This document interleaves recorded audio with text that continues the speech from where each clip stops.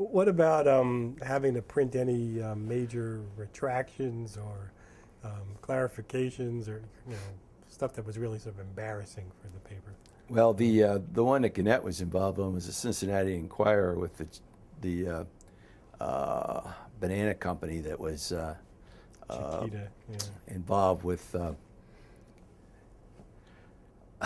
treatment of workers and things. You know what? Since I wasn't involved in that, not even indirectly, the lawyers got into that when the Enquirer got in trouble, and I could not recall the specifics, except that I knew there were some things done that shouldn't have been done when we reviewed it. The guy hacked into their voicemail system, right. is what it was. Yeah. And while the story may have been true, yeah. the guy had, at least one guy had done that, had gotten the way to do it from an employee or ex-employee, and basically had worked it. That was the most embarrassing one. It was the most embarrassing one. Yeah. But other than that, I don't recall any major, routine other than routine. Right. Okay.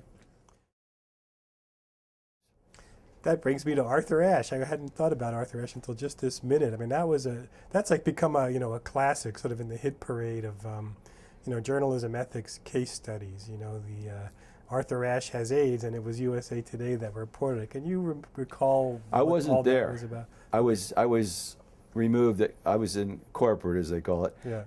Yes, I knew they were going to carry a story the next day because they called me and told me. But the background was that Ashe had gone public because USA Today was going to carry the story. And the story was written actually by a guy that knew him quite well, the tennis reporter, who also happened to be, friendly with him. And they thought that because he was a public figure, that it was a story. That was their thinking. Beyond so what that, do you think about that, just as frankly, an observer? I agree with it. Yeah. I agree with it. I think somebody at that level, I couldn't even conceive today that story wouldn't have gotten out before it did. Yeah. I mean, his argument was, I'm now retired from tennis. I'm less of a public figure than I was before, and something that affects me and my family and the people close to me so personally. How come I don't get to decide whether or not to make this information public? If the National Enquirer were on it, I don't think they'd have held back. But I'm just trying to be funny because we had a class today on some of that stuff. Yeah. And the fact is, though, I think that story was going to be reported, and it happened that the guy got it, the tennis reporter got it and went with it, and the editor at USA Today decided to go with it. So, as I said, I did agree with it. Yeah.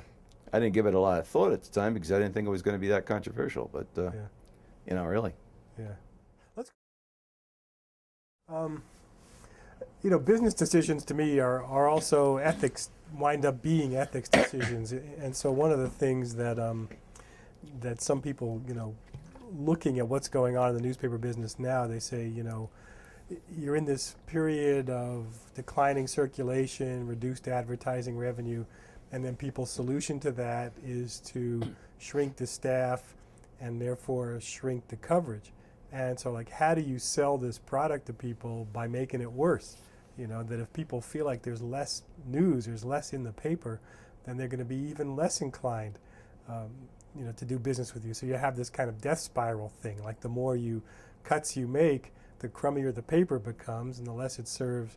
And so that's the reason I say this is an ethics issue, because ultimately, if your purpose is to serve the public, you're not really serving the public when you keep cutting the quality and the amount of news in the paper.